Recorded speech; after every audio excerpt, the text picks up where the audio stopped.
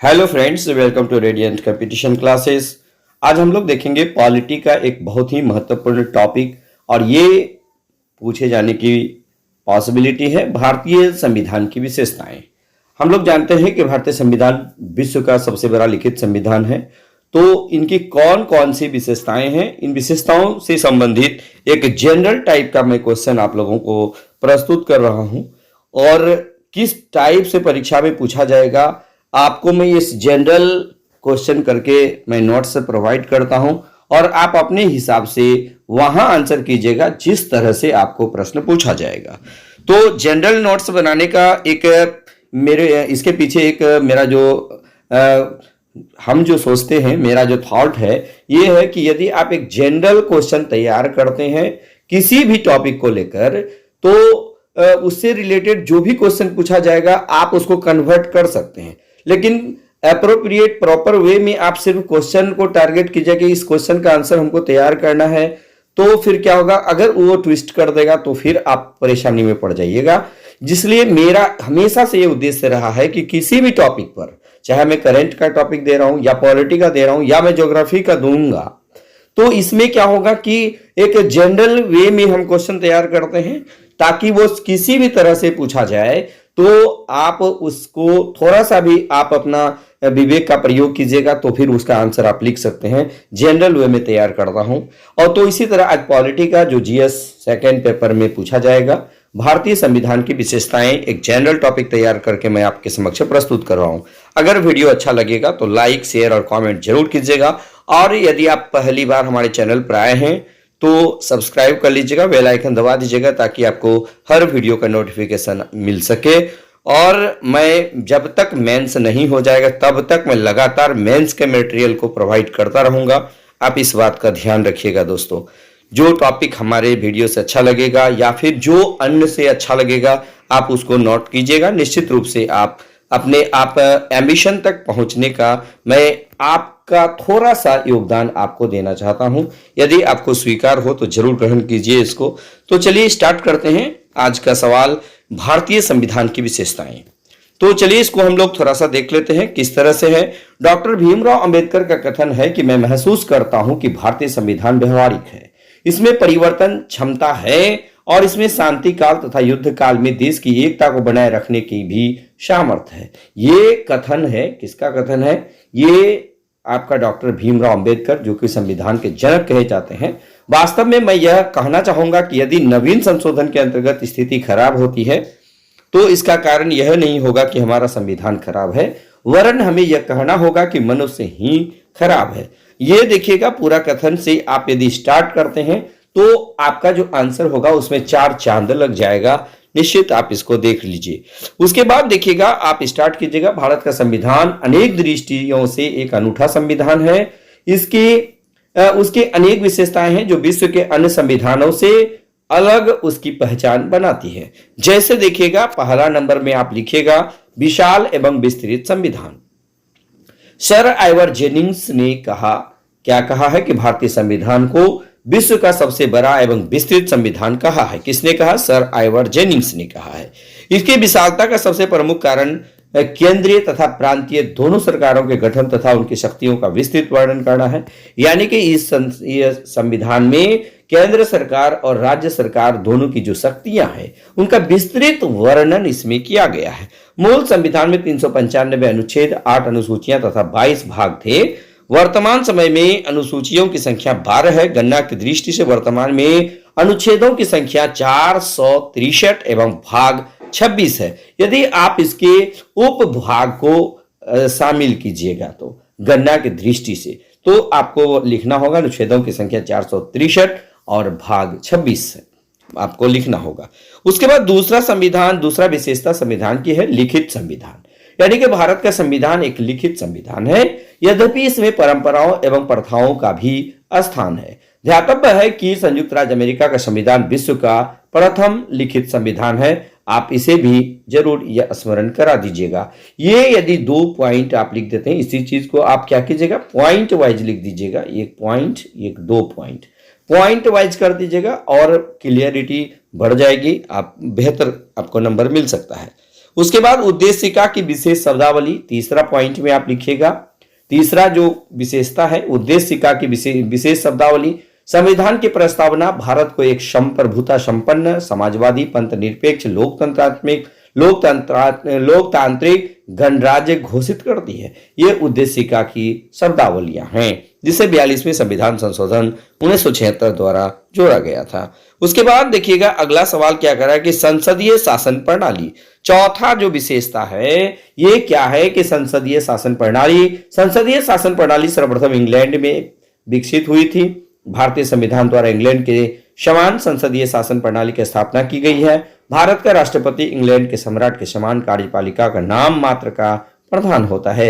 आप ये विशेषता जरूर लिखिएगा। उसके बाद पांचवा विशेषता लिखिएगा मूल अधिकार, यानी भारतीय संविधान का भाग 3 अपने नागरिकों के लिए कुल 6 मूल अधिकारों की घोषणा करता है। यह अमेरिकी संविधान से लिया गया है। इन अधिकारों को सर्वोच्च न्यायालय संरक्षण प्रदान करता है। ये इनके हनन होने पर जो आर्टिकल 32 के तहत रिट जारी किया जाता है। देखिएगा इन तमाम पॉइंट्स को आप पॉइंट वाइज भी परीक्षा में डाल सकते हैं। आप हेडिंग दे दीजिएगा मूल अधिकार और ये पॉइंट वाइज करके लिख दीजिएगा कि इसका जिक्र भाग 3 और भाग 3 में 12 से 35 तक किया गया है और कुल 6 मूल अधिकार है। 7वां मौलिक अधिकार को 44वें संविधान संशोधन द्वारा इसे हटा दिया गया है। इन तमाम बातों को आप लिख सकते हैं। यह कहां से लिया गया है? अमेरिकी संविधान से लिया गया है। आप इसको भी लिख सकते हैं पॉइंट वाइज में।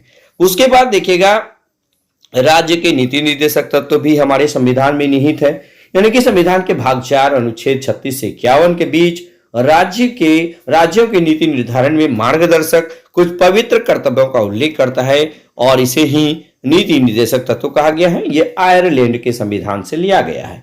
इन कर्तव्यों का पालन कर राज्य एक कल्याणकारी राज्य की अवधारणा को साकार रूप प्रदान कर सकते हैं।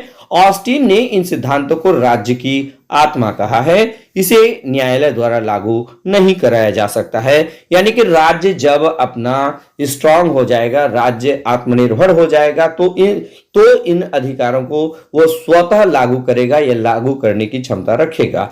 ये व्यवस्था ये नीति निर्देशक सिद्धांत में दिया गया है, डीपीएसपी में दिया गया है।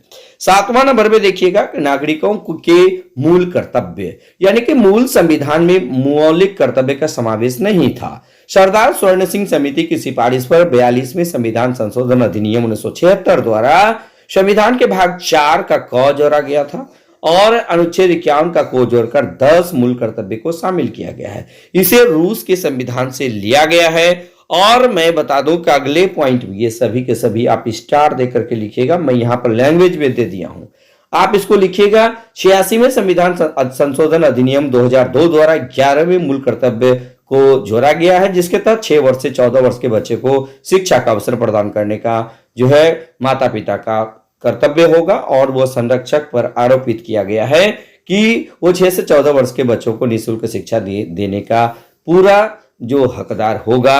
ये आपको 86वां संविधान संशोधन 2002 के द्वारा 11वें मूल कर्तव्य के रूप में जोड़ा गया है।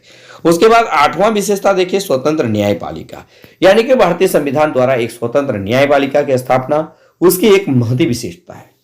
इसके लिए संविधान में न्यायाधीशों की नियुक्ति, वेतन भत्ता तथा पद से हटाए जाने के संबंध में स्पष्ट प्रावधान किए हैं, जिससे उन पर सरकार द्वारा किसी प्रकार का दबाव न डाला जा सके। ऐसा विशेषता है हमारे भारतीय संविधान की। एकल नागरिकता, अब ये अगला पॉइंट है, इसमें आप स्टार देकर के लिखिएगा कि भारतीय संविधान द्वारा भारत की एकता और अखंडता सुनिश्चित करने के उद्देश्य से उसकी संघीय संरचना के बावजूद एकल नागरिकता का प्रावधान किया गया है। कोई व्यक्ति सिर्फ भारत का नागरिक होता है, किसी राज्य का नहीं। आपको पता होगा कि भारत में एक हरी नागरिकता है। ये हमारे संविधान का 9वां विशेषता भी आप कर सकते हैं। उसके बाद देखिएगा 10 नंबर में वयस्क मताधिकार, यानी भारत में संसदीय शासन प्रणाली अपनाई गई है। संसदीय प्रणाली में सरकार का गठन जनता द्वारा निर्वाचित प्रतिनिधियों से किया जाता है और भारत में प्रतिनिधियों के निर्वाचन हेतु वयस्क मताधिकार प्रणाली को अपनाया गया है। आपको मैं थोड़ा सा इसमें अलग से बता दूं कि आर्टिकल नंबर 326 आपको पता होगा, ये वयस्क मताधिकार के बारे में जिक्र करता है और इसमें कहा गया है कि जो भी 18 वर्ष से अधिक उम्र के व्यक्ति होंगे वो सभी के सभी क्या किस चीज के लिए उत्तरदायी होंगे? वो वयस्क मताधिकार के उत्तरदायी, यानी वह वयस्क कहे जाएंगे। तो ये कौन सा संविधान संशोधन के द्वारा है? तो 61वें संविधान संशोधन 1989 के द्वारा यह व्यवस्था किया गया था। यह भी बात आप अलग से स्टार के द्वारा जोड़ सकते हैं, ठीक है। उसके बाद देखिए 11वां विशेषता क्या है? संविधान की सर्वोच्चता। हमारा संविधान सर्वोपरि है क्योंकि सरकार के सभी अंग, यानी कि सरकार के 3 अंग होते हैं, कार्यपालिका, विधायिका और न्यायपालिका, इसी से अपनी शक्तियां प्राप्त करता है। ये संविधान की सर्वोच्चता 11वीं विशेषता के रूप में आप लिख सकते हैं। 12वीं में लिख सकते हैं आपातबंध, यानी संकट काल के संबंध में विशेष प्रावधान हमारे संविधान की एक अन्य विशेषता है। संविधान में 3 प्रकार के संकट का उल्लेख किया गया है। एक होता है युद्ध या बाहरी आक्रमण, इसको सशस्त्र विद्रोह की स्थिति उत्पन्न होने पर आर्टिकल 352 है। उसके बाद राज्यों में संवैधानिक व्यवस्था भंग हो जाने पर आर्टिकल 356 है, जिसको राष्ट्रपति शासन भी कहते हैं।